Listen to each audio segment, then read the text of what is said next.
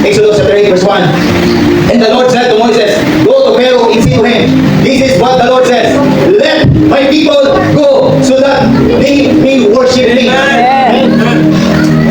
Isa lang po, gusto ng Panginoon para tayo malaya. So that we can worship Him freely. Pero paano nangyayari? Maraming may sakit. Marami ang nasa promise na sana bumalik sa Egyptian mindset. Don't you even know that Egyptian spirit, the same spirit that is attacking in the time of Moses in Egypt, is the same spirit today.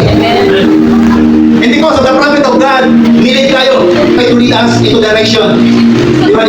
Kaya nasa Bible ministry yan. Okay, you're a teacher. Sometimes you're a pastor. You're an evangelist. And sometimes you seek direction. Kasi marami ngayon akala natin, hindi na totoo ang propeta. Akala natin, patingin na natin ang propeta, yung mahabang buko. Ayun! Modern na tayo. Pero when he lay hands on the sick will recover.